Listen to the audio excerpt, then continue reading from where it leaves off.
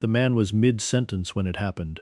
He had just said that traditional karate had no place in real combat, that it was a controlled environment skill dressed up as something practical, and that anyone who'd actually been in a dangerous situation knew the difference. He was addressing the room, but he was looking at Chuck Norris when he said it. Chuck didn't argue. He didn't explain himself.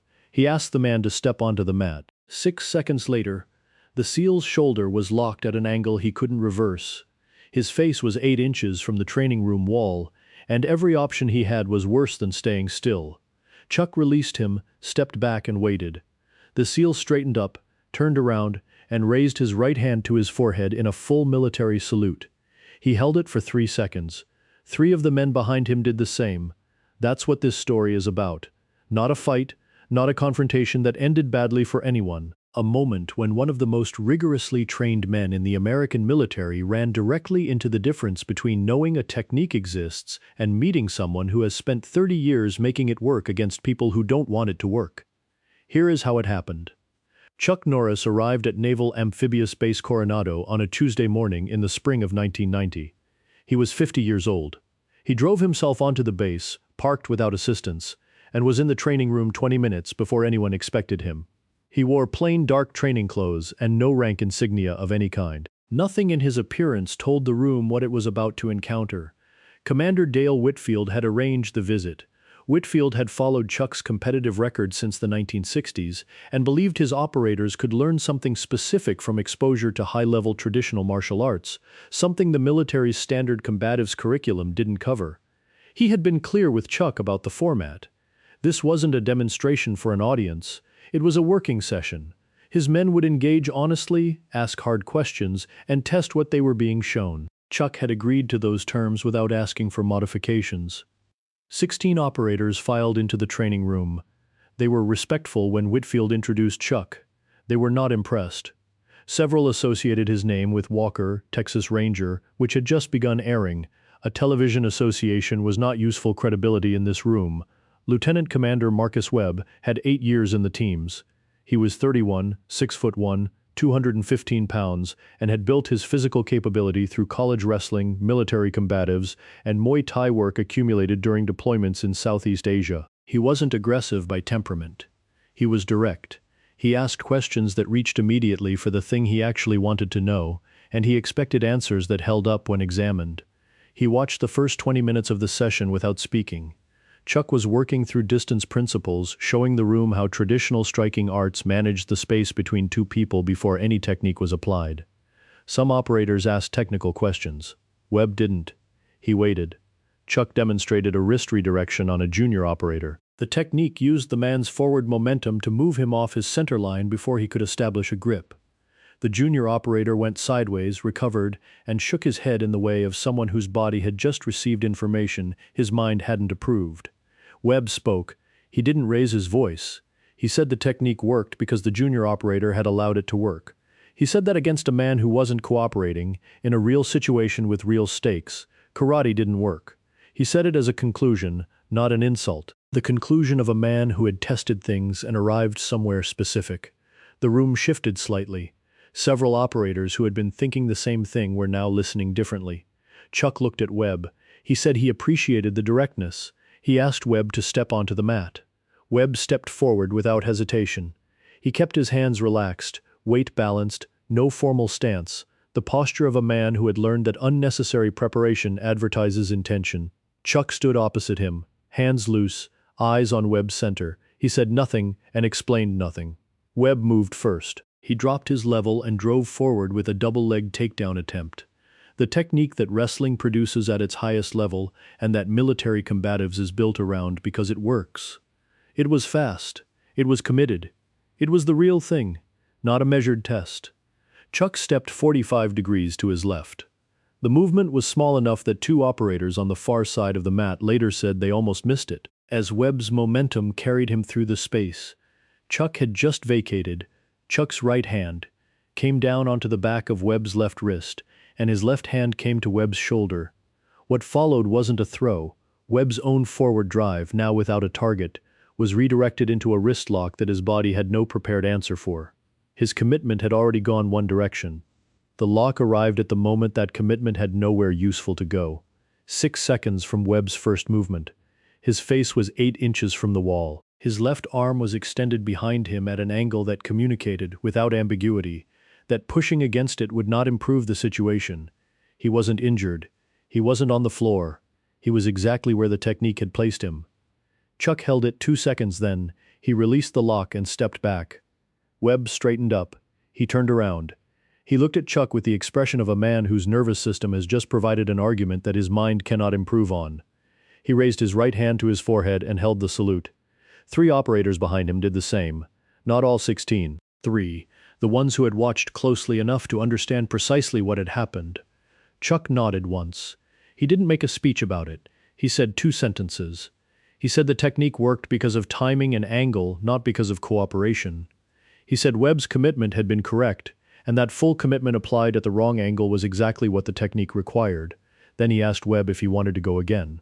Webb said yes. They worked for 40 minutes, not demonstration. Actual work at real speed, with Webb coming in hard and Chuck managing distance and angle, applying locks briefly to show the principle, then releasing and resetting immediately. By the end of the session, Webb had stopped attacking with the linear drive that had been his primary tool. He was looking for the angle that Chuck's positioning kept denying him. He hadn't found it, but he was asking the right question. That shift from attacking a target to searching for the angle was the real product of the 40 minutes. It meant Webb had moved past the conclusion he had arrived with and was working inside a more complicated understanding of the problem. After the session, Whitfield asked Webb what he thought. Webb said he had spent 8 years believing the gap between traditional martial arts and military combatives favored combatives. He said he still believed that was true in most cases. He said it was not true when the traditional martial artist had spent 30 years developing something that most traditional martial artists never actually built, which was the ability to apply the technique against someone who was genuinely trying to stop it. That distinction is the one most people miss when they argue about martial arts effectiveness. The argument almost always focuses on the system. The correct focus is on the practitioner. A system is a set of principles. Practitioner is a person who has tested those principles against resistance long enough that they have stopped being theoretical and started being reflexive. Chuck had been doing that since 1958. His 6 consecutive world championships between 1968 and 1973 were not titles won in a controlled environment. They were won in full-contact competition against the best practitioners on the American circuit, men who had also spent years preparing specifically to win at that level. Every bout added information. The distance management Webb encountered at Coronado wasn't a principle Chuck had read somewhere. It was the compressed output of what 15 years of full-contact competition had taught him about what actually holds up when the person across from you is genuinely trying to prevent it from holding up. Chuck had also spent time studying what failed. In his early competitive years, he lost matches. Not often, but enough.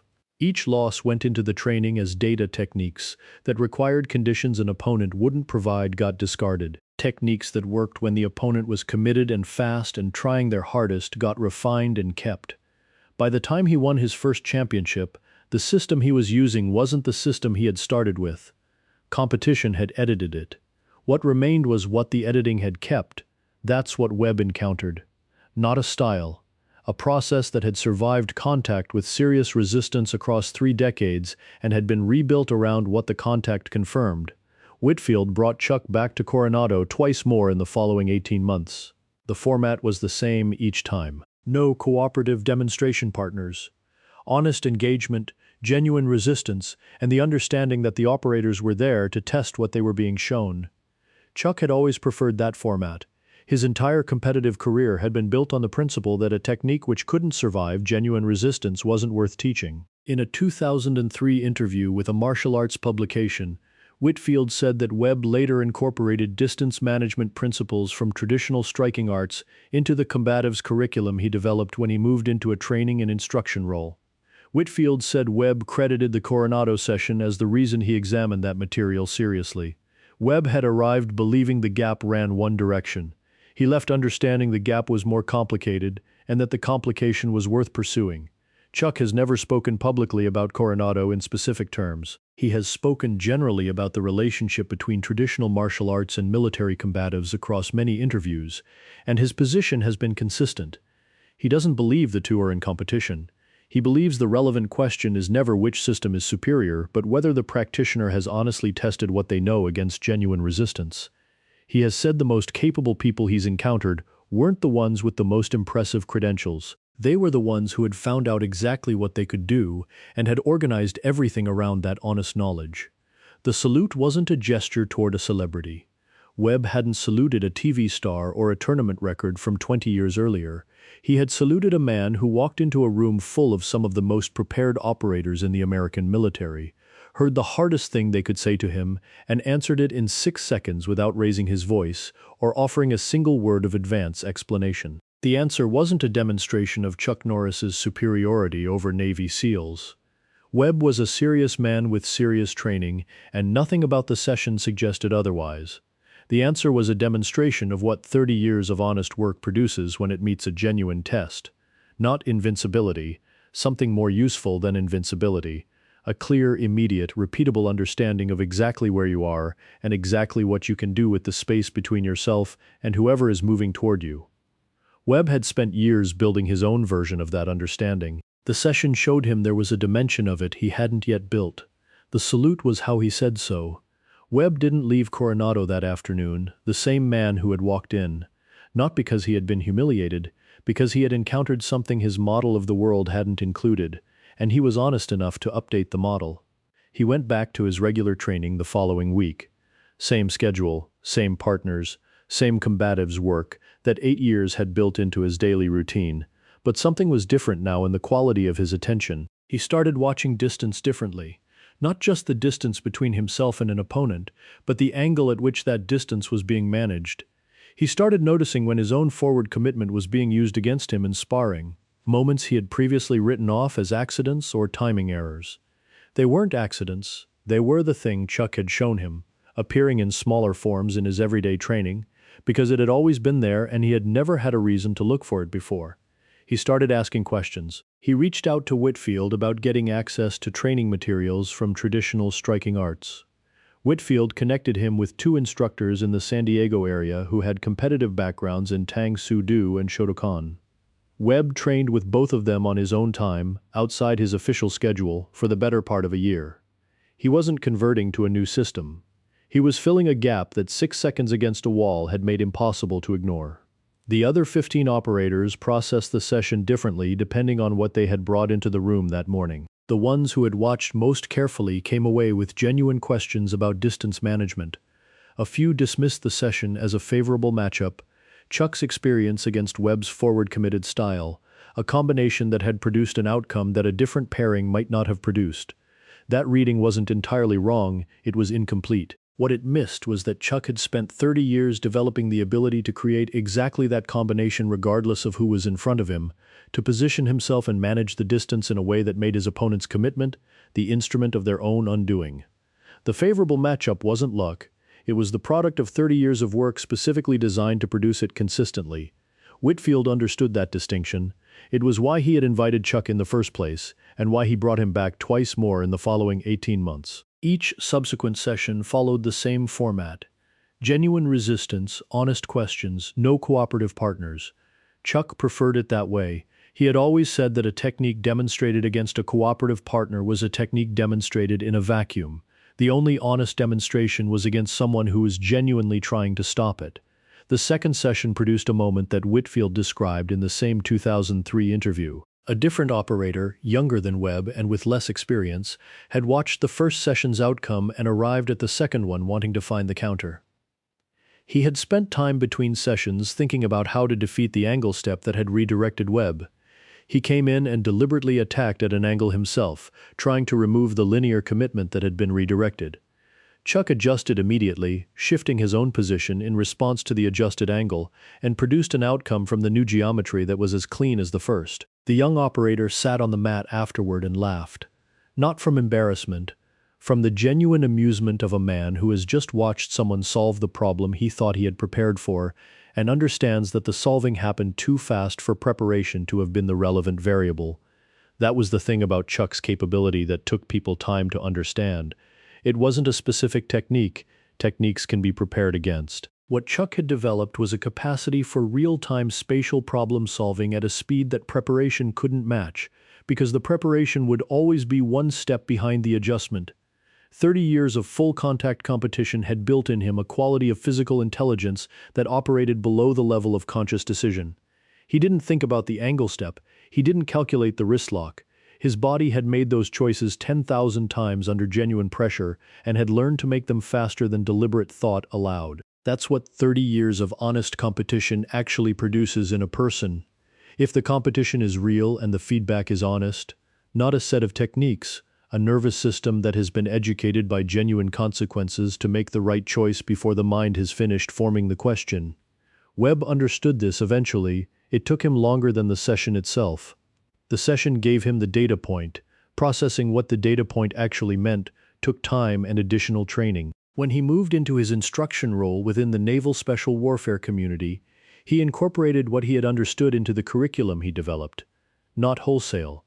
Selectively, he took the distance management principles that the session had identified as the gap in his training and built them into the foundational work he taught to new operators. He didn't credit it as karate. He credited it as an understanding of spatial commitment and how to use an opponent's forward drive as a tool rather than a problem to absorb. That reframing was itself significant. Webb had arrived at Coronado believing that traditional martial arts and military combatives were different answers to the same question, and that military combatives was the better answer. He left understanding that they were different questions. Combatives was organized around stopping a threat efficiently. The distance management Chuck had demonstrated was organized around controlling the geometry of the encounter before the threat reached the range where stopping it became necessary. These weren't competing approaches, they were sequential. One operated at a distance the other didn't address. Chuck had known that for decades. He had known it because competition had taught it to him the hard way, in bouts where failing to control geometry early meant dealing with the consequences of not controlling it later. Every championship bout had reinforced the same lesson. The opponent who reached his preferred range had already won something important. The work happened before that in the management of the space that determined which range the encounter would eventually occupy. That understanding was what the 6 seconds had contained. Not a trick. Not a superior technique. A 30-year education in controlling the geometry of an encounter, compressed into a single exchange against a man who was fast and committed and genuinely trying to win, and delivered clearly enough that the man on the receiving end recognized immediately that what had happened to him wasn't an accident and couldn't be explained away. Webb raised his hand because he recognized that. He had spent 8 years developing genuine capability, and he knew what genuine capability felt like from the inside. What he felt from the inside of that 6-second exchange was something operating at a level his own capability hadn't reached. The salute was the honest response of a man trained to acknowledge what is real regardless of whether the acknowledgement is comfortable. 3 men stood behind him and did the same. Each of them had watched carefully enough to understand what they had seen. Each of them made the same calculation Webb had made and arrived at the same conclusion. The conclusion wasn't that Chuck Norris was unbeatable. It was that he had built something through 30 years of honest work that 6 seconds of genuine engagement had made completely visible, and that what he had built deserved the acknowledgement that the only honest gesture in that room could provide. Chuck nodded once and asked if anyone else wanted to work. 4 hands went up. 4 hands went up, and Chuck worked with each of them in turn. No breaks between, same format every time. The operator came in at genuine speed with genuine commitment. Chuck managed the distance and angle, and the result was clear enough that explanation was almost unnecessary. He offered a sentence or two after each exchange, just enough to identify the principle, then reset and moved to the next man. By the time the session ended, the room had changed in a way that training rooms change when something real has occurred inside them, not dramatically. The operators were professionals, and professionals don't perform transformation. But the quality of the conversation in the room afterward was different from the conversation before the session had begun. Before, the operators had been discussing what Chuck might show them. Afterward, they were discussing what they had actually seen, and the discussion had the specific texture of men working through something that had genuinely surprised them and were trying to place it accurately within what they already understood. Whitfield stood near the door as the men filtered out.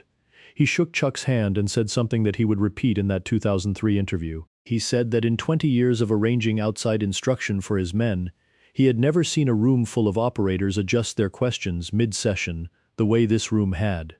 The first questions had been skeptical, designed to probe for weakness in what was being presented. The later questions were different. They were genuine inquiries from men who had encountered something they wanted to understand better. That shift, Whitfield said, didn't happen often. It required someone who could produce results that the room couldn't argue with before the room had finished deciding whether to argue. Chuck thanked him, picked up his bag, and drove himself off the base. He had a training session of his own scheduled for that afternoon at his school in the valley. He didn't cancel it. He drove straight there, changed, and spent 90 minutes on the mat working through the same fundamentals he had been working through for 30 years. The session at Coronado hadn't been an exhibition for him. It had been a working morning. The afternoon was also a working afternoon. That continuity, the absence of any gap between the significant moment and the resumption of ordinary practice, was itself part of what the significant moment had demonstrated. The men who train seriously enough to become genuinely capable don't treat their capability as an event. They treat it as a condition that requires daily maintenance. Chuck had understood that since his early years in South Korea, when his instructor had explained that the black belt wasn't an arrival point, it was the beginning of the actual work. Everything before it was preparation to start. Everything after it was the work itself, ongoing, and without a terminal point. Chuck had been doing the work for 32 years by the time he walked into the training room at Coronado. The session with Webb and the 15 operators was one morning inside 32 years of daily practice. It produced a result that looked remarkable from the outside because the 32 years were invisible and the 6 seconds were not. Webb continued in the teams for 4 more years. In that time, he crossed paths with Chuck twice more. Once at a martial arts event in Los Angeles that both men attended for different reasons, and once at a training consultation that Whitfield organized in 1992. On both occasions they spoke briefly and directly, the way men speak when they have already established through a prior encounter what kind of exchange is possible between them. No performance on either side, just 2 people who had met under honest conditions and knew what the meeting had contained. The second consultation in 1992 produced one exchange worth recording. Webb told Chuck that he had been working on the angle step for 2 years and still couldn't replicate it consistently under pressure. Chuck asked him how many times he had drilled it in the past month. Webb gave him a number. Chuck said to multiply it by 10 and come back with the answer in 6 months. Webb said that sounded like a significant time investment. Chuck said that 30 years was a significant time investment and that 6 months was a reasonable fraction of it to spend on one problem. Webb laughed. He said that was the most honest thing anyone in instruction had said to him in 2 years of looking for shortcuts to the answer. Chuck said there weren't shortcuts to the answer. There was only the answer, and the answer was the work, and the work took the time it took, and not less. That exchange is a more complete summary of what the Coronado session had actually been about than the 6 seconds themselves. The 6 seconds were the result. The result was the product of the work. The work was 32 years of daily practice without shortcuts, without gaps, and without the assumption that what had been built yesterday didn't require maintenance today. Webb had spent 8 years building genuine capability through genuine work. Chuck had spent 32. The gap between 6 seconds and 8 years wasn't a gap in talent or physical ability. It was a gap in accumulated hours of honest practice against genuine resistance. The room at Coronado had understood that by the end of the session the salute had said it first. The 40 minutes of subsequent work had confirmed it, and the 4 hands that went up when Chuck asked who else wanted to work had said the rest of what needed saying, which was that the men in that room were serious enough about their own development to keep going after the comfortable conclusion had already been disturbed, and that the disturbance was exactly what the session had been designed to produce. Whitfield had asked for honest engagement and genuine resistance. He got both. So did Chuck. So did every man in that room who had paid close enough attention to understand what the morning had actually contained.